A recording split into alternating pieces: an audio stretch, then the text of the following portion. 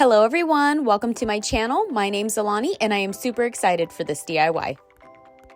Here are all the products I use for this DIY, and as always, I put all the products in the description box below. So I really think this idea is like bomb.com. It came to me when I was thinking about people having like birthday parties or Halloween costumes where they're kind of like the Barbie in the box, but then after you have to get rid of the box, and I'm like, I want to keep that for a long time. So I decided to make it into a mirror. These are the wood pieces I'm going to be using to frame the mirror, and here I'm just showing you guys the measurements of them.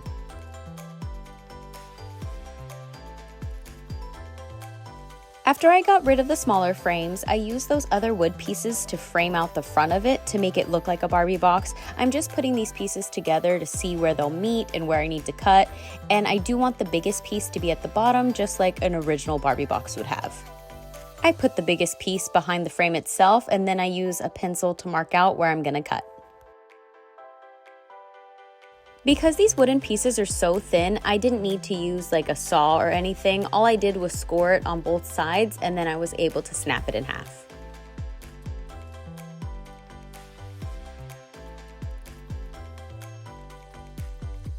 I then used a piece of sandpaper to smooth out the edges.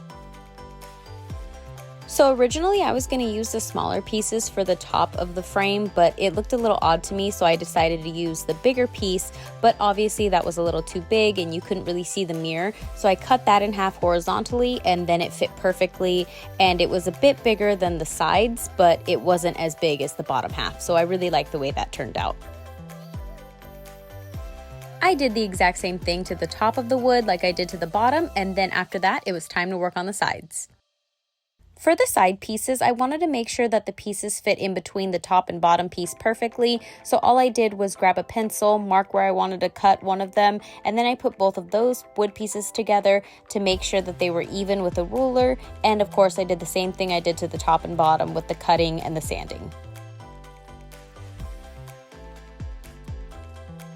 Once I made sure all of my wooden pieces fit perfectly, it was time to adhere the mirror to the frame itself. The mirror is self-adhesive, so all you have to do is rip off the backing and it'll stick to it, but obviously I want some extra stability, so I used my E6000 just to give it a little bit of extra hold.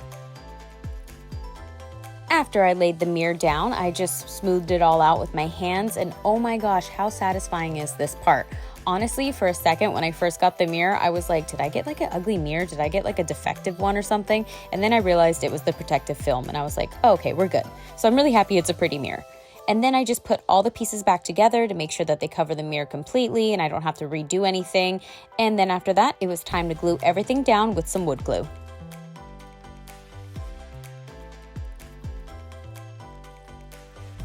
After I glued down the bottom piece, it was time to work on the sides, and what I did was put down a strip of glue, but then I used a brush to kind of push it up against the sides of the bottom piece because I wanted to make sure that they had glue in between their pieces as well, not just on the frame itself. So while I'm gluing and we have a minute, let's talk. What is your guys' favorite Barbie? Mine was growing up these Generation Girls. They came out in the 90s and me and my sister thought they were so cool, but my favorite Barbie wasn't even a Barbie, it was a Ken, and it was like the shaven style Ken. It was so cool. He was able to like get rid of his beard and his mustache with hot water and cold water, and I just was like, what technology is this? This is amazing. And then sadly, I didn't have the Barbie doll that her hair changed color in water, so I used nail polish, which was a big mistake, and she looked like a weird Barbie, like the weird Barbie from the Barbie movie, but she was really loved, so that was pretty cool.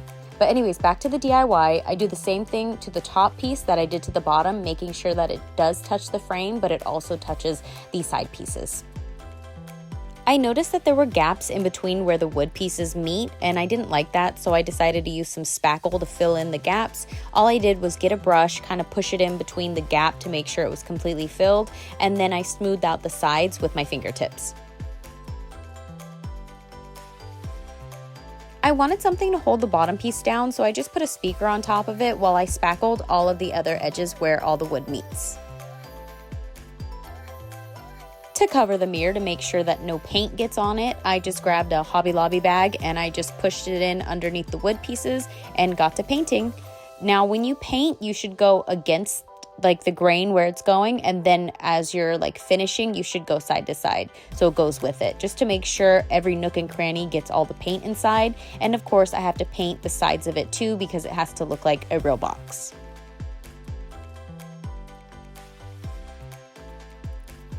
After the paint had dried, it was time to cut out my Barbie logo and my Mattel logo. So cutting out the logos took a very long time, so I'm not going to bore you guys with the footage of this, but if you guys wanted it to go by a bit quicker, you could always print them out in a Cricut. I don't have a Cricut, and I kind of wanted it not to have a sticker on top. I wanted it to be painted on, so it's kind of like a smooth finish, but either way would look absolutely beautiful. So for the cutting of the logos, I just cut out the logo itself and I cut out each letter. After everything was cut out, I put the Barbie logo on the bottom of the frame, and I just used a ruler to make sure that it was right in the middle of the bottom of the frame itself. And then I put the letters on just to see how everything would look. I do the same thing at the top with the Mattel logo. First, I have to paint the Mattel logo, all of it itself, and then I can put the words on top. So that's what it looks like up close. The side of it kind of ripped, so I had to use a little bit of tape to put it back together, but besides that, it fits just fine.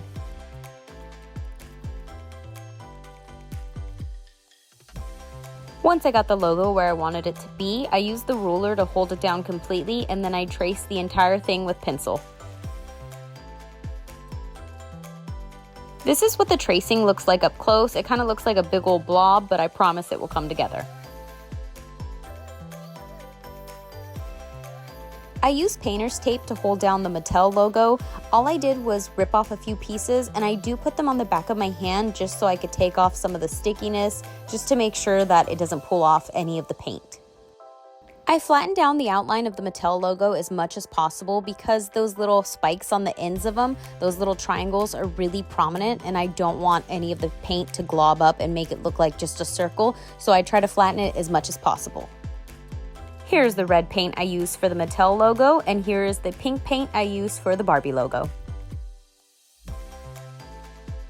I sped up the part of me painting the Mattel logo and the Barbie logo, but if you guys do this at home, please make sure that you are very careful with the edges of the Mattel logo, just to make sure that when you pull off the outline, they're as prominent and as pointed as possible.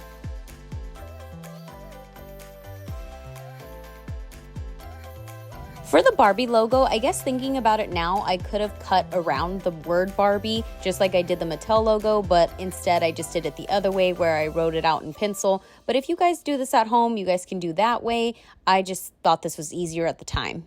And then after I painted on the pink of the Barbie, I then outlined all of the lettering. I zoomed in on the Mattel logo. It is so cute and so tiny, so all I'm doing is covering the entire thing in pencil, and then I will paint over that with my white paint pen. Here's the tracing of the letters for the Barbie logo. Don't worry about the pencil markings, they will be covered with paint. After I painted the Barbie and Mattel logos, I noticed that they weren't as opaque as I wanted them to be, so I just grabbed a small brush and some white paint and went over everything. After the paint dried, I sprayed it with some sealant.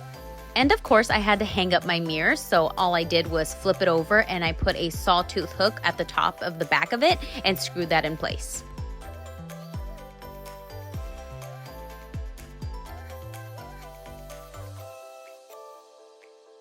Then it was time for the big reveal. I just took off that Hobby Lobby bag and it looked gorgeous, but of course I had to clean it, so I used my Windex, cleaned it, and it was all ready to go.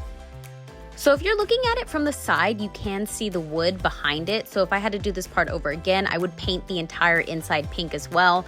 But all of the sides, the top, the bottom, everything looks pink. It looks beautiful. And from the front, you cannot see any of that wood on the inside of it showing.